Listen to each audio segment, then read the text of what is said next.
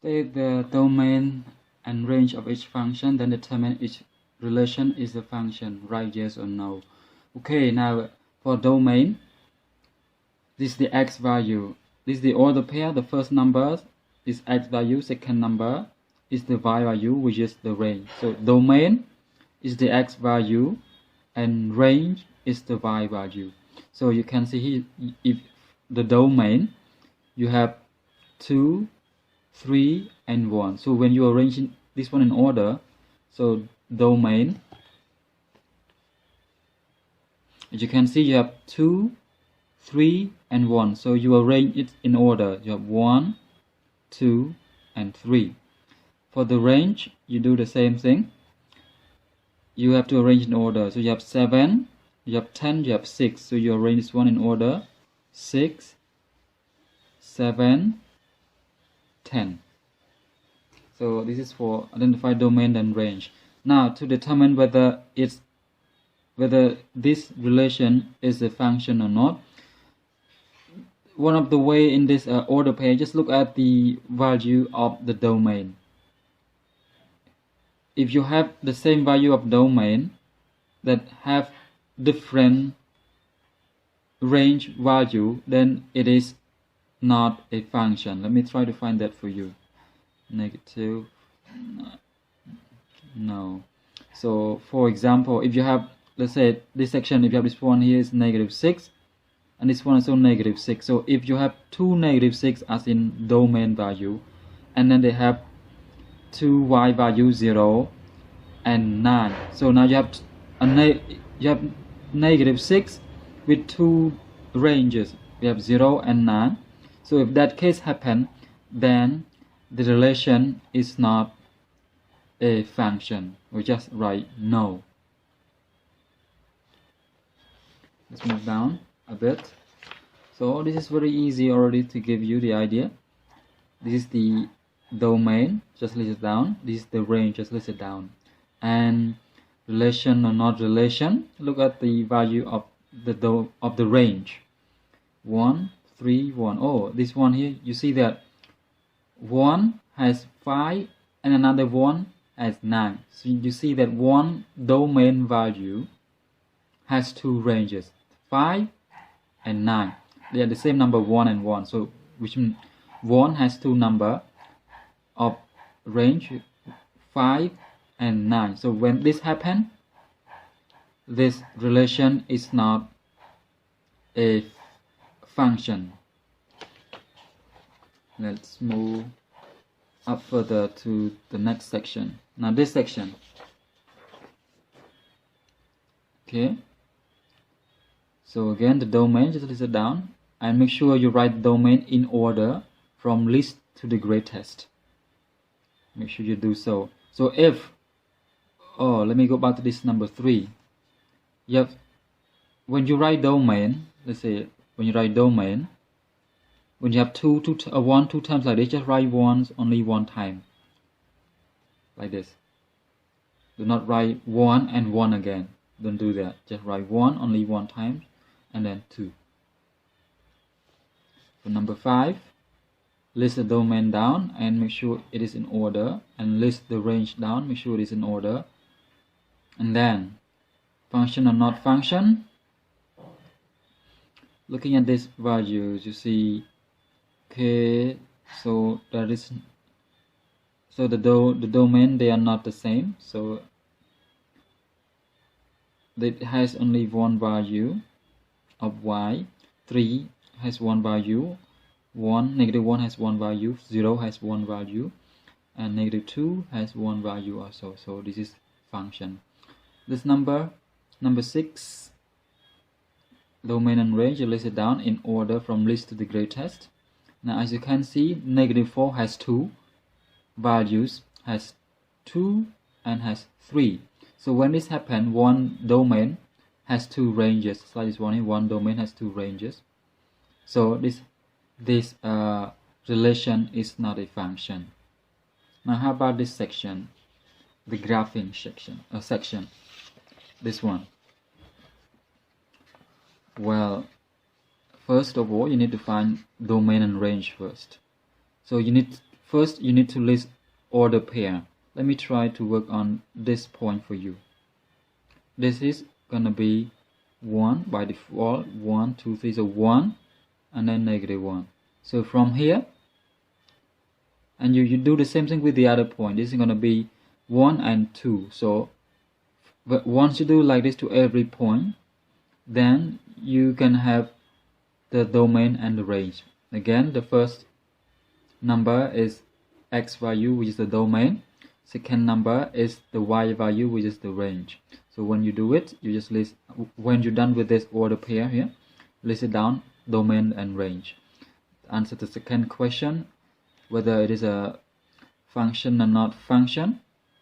When they give you a graph like this, you can just do a vertical line test. If you draw one vertical line, if it cut or intersect the graph at only one point, then it is a function. But if when you draw a vertical line and it cut 2 points like this, see this line right here, when you draw a vertical line, when it cuts the graph at 2 points or more, then this graph becomes not function.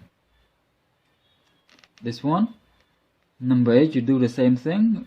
You try to find order pair first. Let me do this for you. This is going to be -3 and then -1. So you do with this order pair with every point so that you can have an idea what other numbers belong to the domain, which is the first number, and to the range, which is the second number.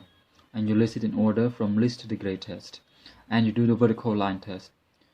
Cutting only one point, only one point, only one point, one.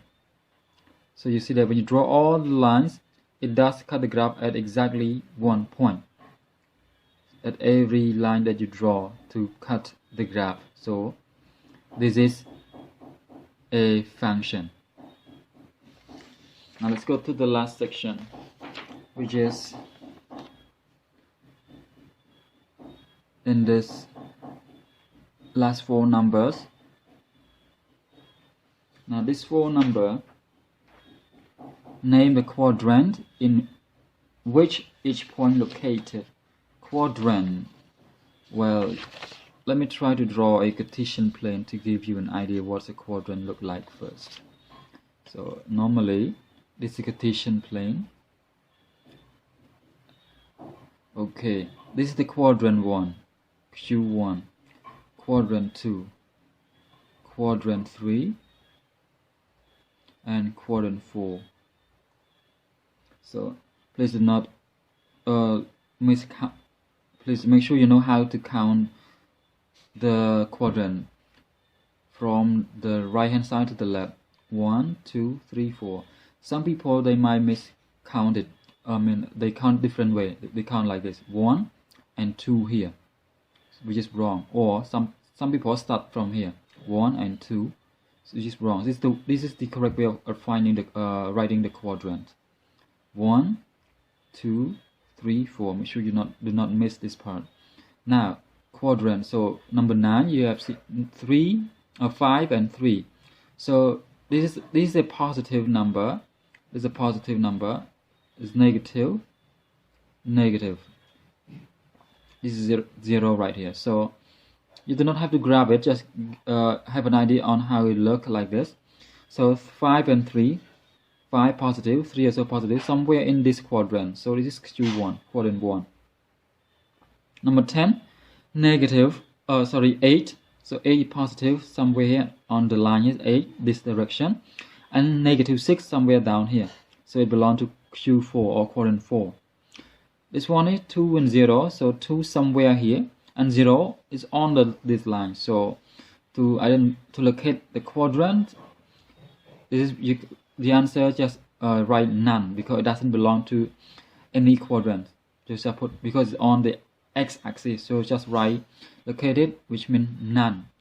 It doesn't belong to any of the quadrant.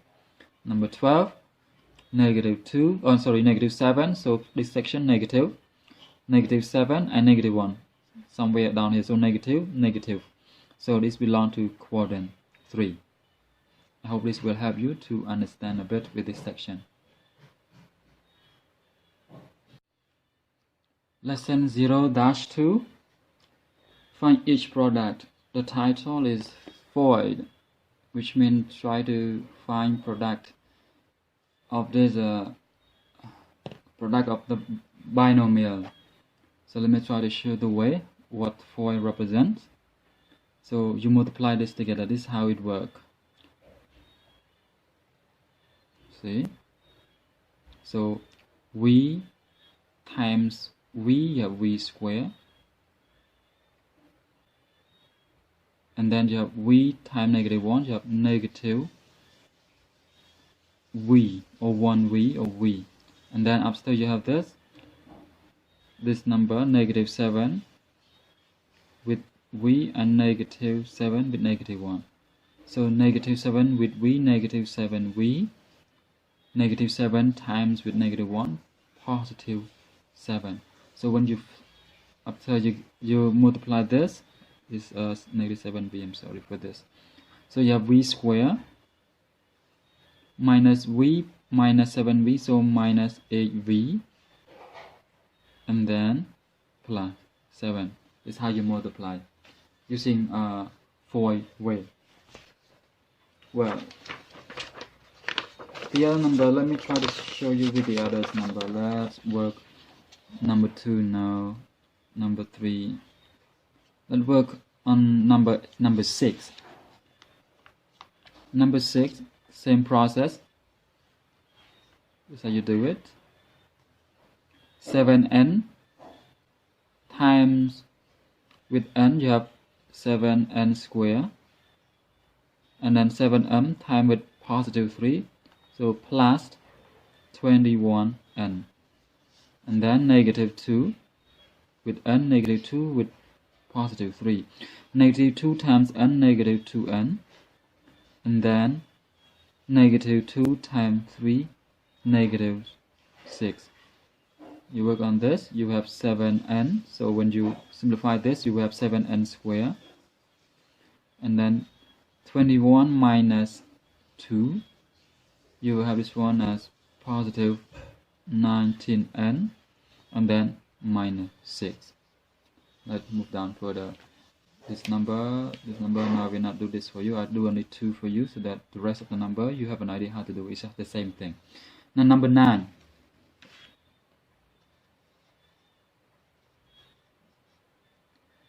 Number 9, I am thinking of two integers. One is less than a number. Okay, let's say two of two numbers. So one number is 1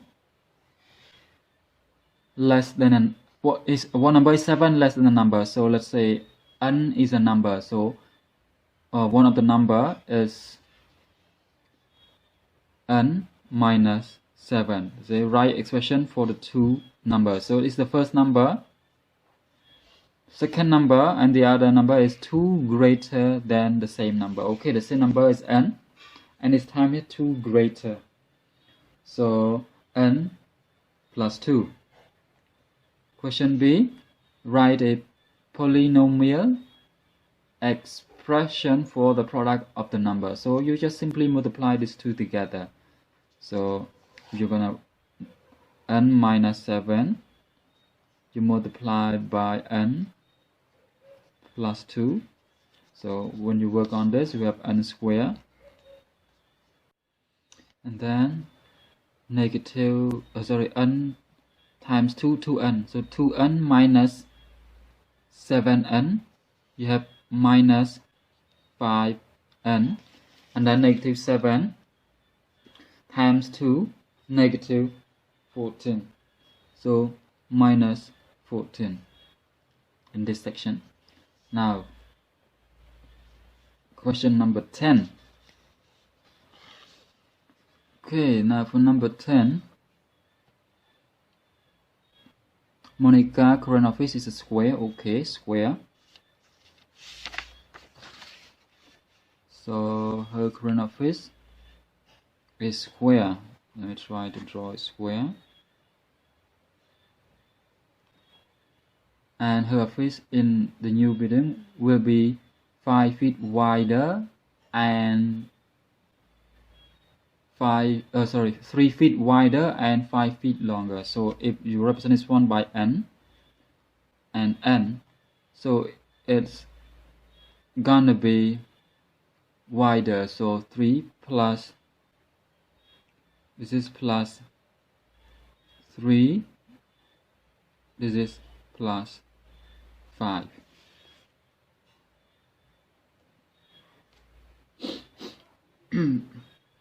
After that, so they said write expression for the dimension of Monica's new office. Okay, we already have the dimension, the length and the width.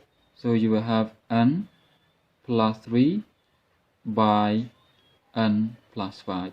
This is the dimension of her new office when they enlarge it by 3 feet wider and then 5 feet longer. This from this figure. Now,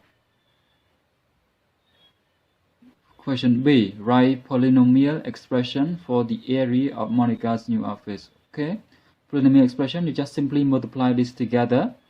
So if you simply multiply it, n multiplied by n, you have n squared. N multiplied by 5, 5n, and then plus with 3n, you have plus 8n. 3 times with 5, you have 15. So this is in polynomial form, n squared plus 8n plus 15. This is the area of her new office in polynomial form. Now question B, suppose Monica's current office is 7 feet by 7 feet. Okay, then right now they already give the value for the original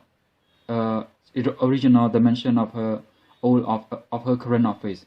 So which means they said if it is 7, so n here becomes 7. So when it is 7, like this, now it becomes 7. How much larger will her new office be? So let's talk about area. The area of the new one, how much bigger than the area of the old one? So this is the old one. Look, 7 by 7. This is the area of the new one. So let's find each of the area of the current one and the new one. Then you minus. Then you have your answer. So this is gonna be 7 times 7 gonna be 49. And then this is as in feet, so 49 feet square. This is gonna be 12 multiplied by 10. So 12 times 10 gonna be 120 feet square. Now once you have the area of the two rooms, you just get the new one minus the current one. So you will have let's say 120 minus 49. You have your answer as 71 feet square. This answer means that her new office will be 71 feet square bigger than her current office.